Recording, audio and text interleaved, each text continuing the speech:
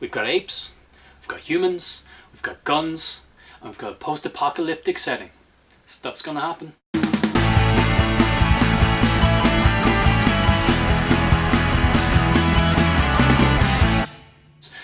Dawn of the Planet of the Apes, it's the brand new film from Matt Reeves. You'll remember him from having directed Cloverfield. In 2011 we had Rise of the Planet of the Apes, and this is the direct sequel to that. So this is the 8th movie in the Planet of the Apes franchise, or the 2nd movie in the Planet of the Apes reboot.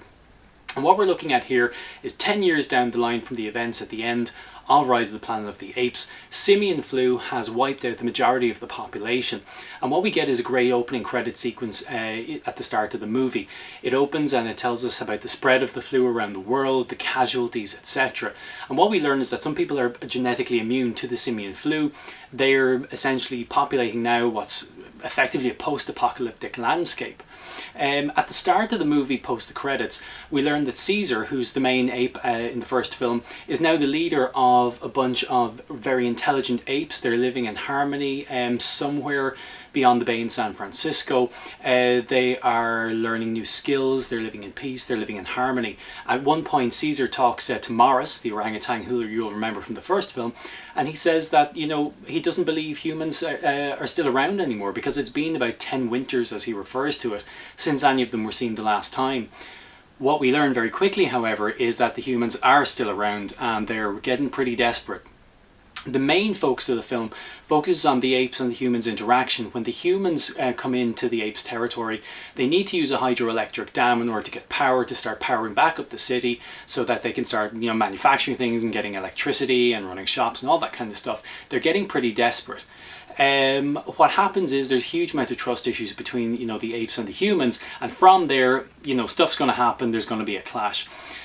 First off, let me tell you that this movie is absolutely fantastic. I loved Rise of the Planet of the Apes. I thought it was one of my favourite films of 2011. This is definitely in my top 5 so far of films that I've seen in 2014. It stars Gary Oldman, it stars Jason Clarke, Kerry Russell is in there, if only for a small while.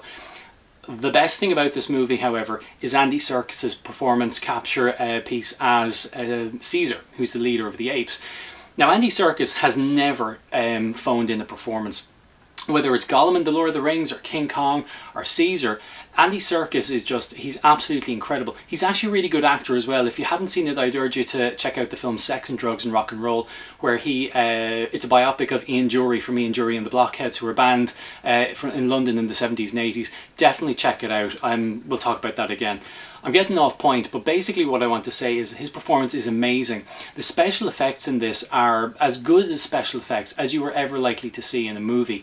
The expressions of the apes, you know, the fur and the skin, the emotions. That's one of the main things about this film. It's such an emotive piece. There's a number of points in this movie where I challenge you not to, you know, feel very emotionally connected to the characters, in particular the apes. And, you know, there's one scene in particular, I won't spoil it for you, but I didn't cry, but I was definitely tearing up. There's a bit of a reconciliation towards the end of the film in relation to Caesar. And, you know, I have to say, like, you know, it's quite emotive. And once again, you've got to remember, these apes aren't real, obviously, but that's a measure of how powerful the performances are, that you believe them to be, you know, almost human. You believe them to be real.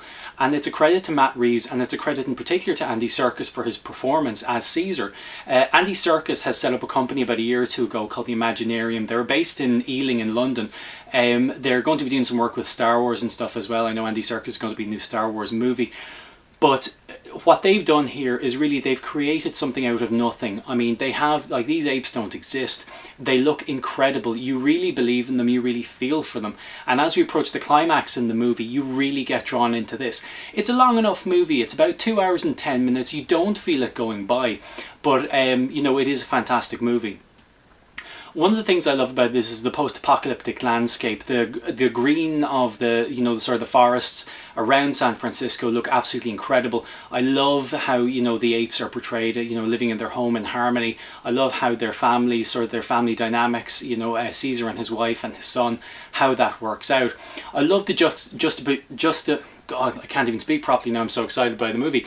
The juxtaposition of the humans to the apes. We see Caesar, and we see one of the antagonists within the ape community, Koba, who's played by Toby Kebbell, who incidentally, for you fact finders out there, is going to play Doctor Doom in the Fantastic Four reboot, which is coming out next year or the year after.